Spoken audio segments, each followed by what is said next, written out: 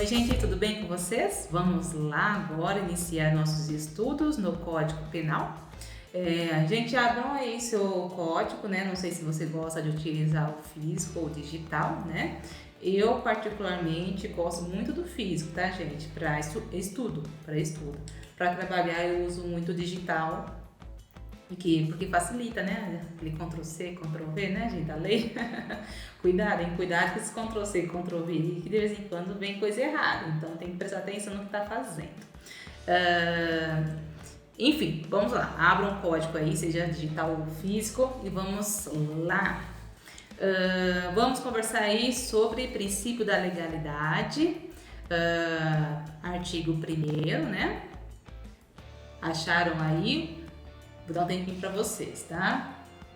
Não muito, aí quem quiser depois acelera o vídeo, né, gente? Olha só, eu assisto muita aula na velocidade 2.0, gente, vocês não têm ideia. Eu acostumei estudando para a prova da OAB, eu não tinha muito tempo para estudar, então eu assistia muita aula no 2.0 e acostumei com isso, gente. Não façam, porque isso é um vício que vocês não vão conseguir depois se livrar. Vamos lá então, artigo 1º.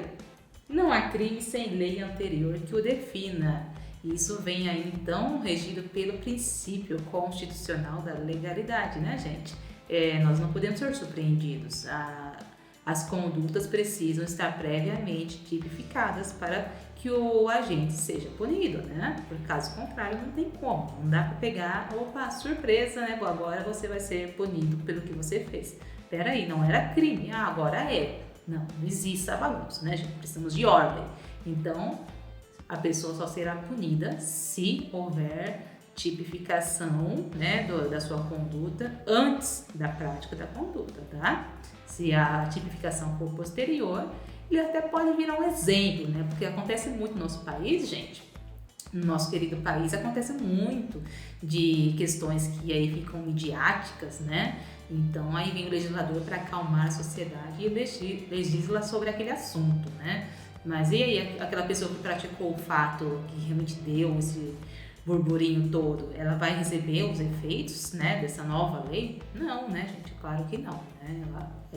A lei vai ser dali para frente, né, da sua vigência para frente, ela não vai retroagir. Em regra, tá, gente? Em regra não retroage. Vamos falar sobre isso também.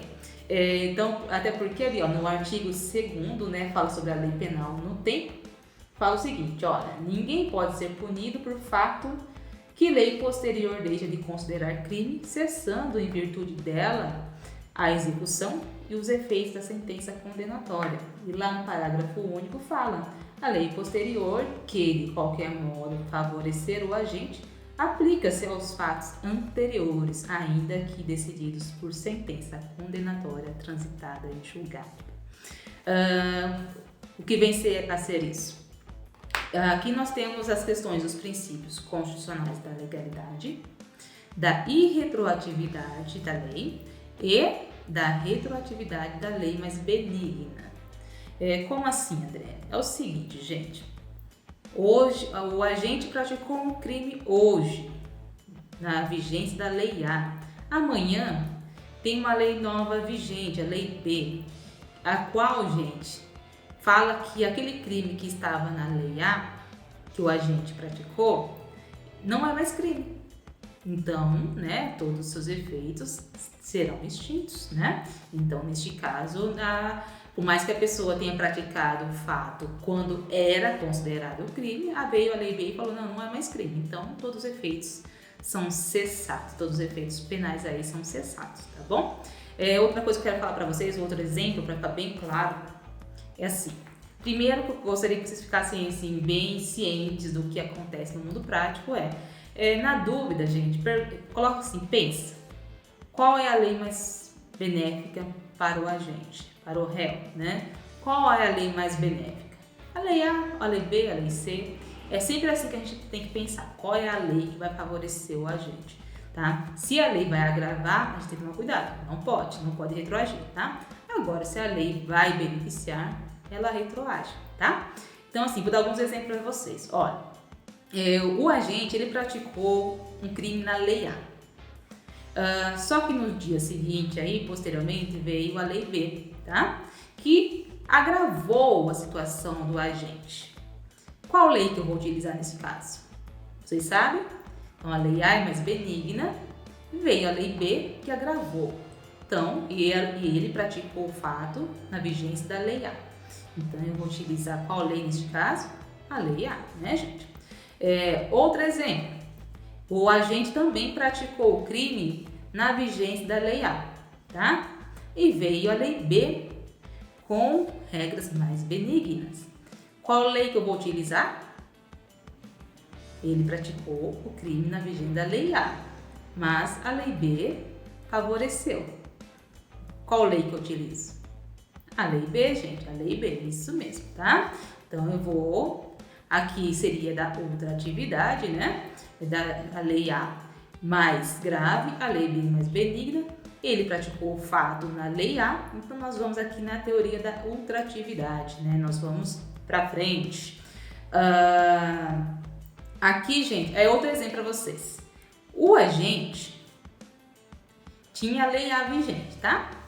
Aí depois veio a Lei B. A Lei B, gente, é bem mais grave que a Lei A. Só que o agente praticou o fato na vigência da Lei B. Qual lei que eu vou aplicar? A Lei B, gente. Ah, Adriele, mas a Lei B é mais grave do que a Lei A. Sim, a Lei B é mais grave que a Lei A. Contudo, o agente, em tese, deveria saber que essa conduta foi agravada. Então, assim, a lei ela é publicada. A partir do momento que a lei é publicada, subtende que todos tenham conhecimento, tá? A gente sabe que na prática não é isso que acontece, mas é assim que na lei funciona, tá? No mundo jurídico é assim que funciona. Publicou, quer dizer que está disponível para que todos tenham acesso. Então, tinha uma lei A mais benigna, veio a Lei B, o agente praticou o crime na vigência da Lei B, ele vai responder o seu processo pela sua conduta delituosa com base na Lei B, ainda que seja mais grave, tá bom? Então, acho que ficou claro, gente. Se não ficou, deixa aqui nos recados, tá bom? Que eu esclareço melhor para vocês. Ou me procurem nas redes sociais aí, tá? @Adriele Nascimento, ADV, que a gente conversa melhor, tá? Nessa questão que eu falei para vocês por último, sobre a Lei B, né? Que a pessoa vai responder através da Lei B, ainda que seja mais gravosa, porque ele praticou o fato na vigência da Lei B, que acabou sendo mais gravosa. Nós estamos falando aqui também, gente, da teoria da atividade, tá? O que seria a teoria da atividade? É que o tempo da conduta, está lá no artigo 4º, gente, lá no artigo 4º, isso, considera-se praticado o crime no momento da ação ou omissão, ainda que seja outro momento do resultado. Então, gente, aqui nós temos como reconhecido no nosso país, a teoria da atividade, que é considerado o momento realmente da prática delituosa, o momento da ação ou da omissão. Tá bom? Aqui é importante você saber que tem 3 correntes nesse sentido, que tem a teoria da atividade, né? Ação ou omissão, e tem a teoria do resultado, que considera a prática do crime no momento do resultado, tá? E temos a teoria mista, que fala tanto faz no momento do resultado, da ação, da omissão, né? Enfim, o Brasil, conforme o artigo 4º, né, fala, nós adotamos então a teoria da atividade. Ok, gente? Outra coisa que eu quero falar com vocês é lá no artigo 3º, que fala sobre a lei excepcional e a lei temporária. Olha, a lei excepcional ou temporária, embora decorrido um período de sua duração ou cessadas circunstâncias que a determinaram, aplica-se ao fato praticado durante a sua vigência. O que é isso, gente? Olha, primeiro, o que é lei temporária e lei excepcional? A lei temporária, gente, ela nasce, quando ela nasce, ela tem dia para nascer e hora para morrer. Exatamente. Então, ela tem começo e fim já determinado em lei, tá? E a lei excepcional, ela dura por um período. Ela começa devido a alguma situação, calamidade pública, por exemplo, e fala assim, olha, essa lei é vigente até cessar a calamidade pública. Então, assim, a lei excepcional, ela é por um determinado período, ela não tem data certa para terminar. E a lei temporária, ela tem a data exata que vai iniciar e a data exata que vai se extinguir. Aí as pessoas perguntam, mas Adriele, o que acontece com as pessoas que praticaram as condutas delituosas, né, que foram trazidas por essas leis, na vigência dessas leis, mas vão responder por elas de fato quando elas não existirem mais? O que acontece? Acontece, gente, que elas vão responder como se essa lei estivesse vigente, tá bom? Porque se não fosse assim, não precisaria ter lei, porque são leis rápidas, né, com um curto tempo de duração, e nós sabemos que os processos no nosso país demoram um certo tempo, então se pudesse falar, não, agora não é mais crime porque a lei não está mais vigente, não teria por que de existir, né, gente? Então, assim, ainda que a lei temporária ou excepcional não estejam mais vigentes, tá? Ainda que essas leis não estejam mais vigentes, os seus efeitos continuam. Então, se a pessoa praticou uma conduta tipificada por essas leis, ela vai continuar respondendo mesmo após a cessação aí das suas vigências, tá bom?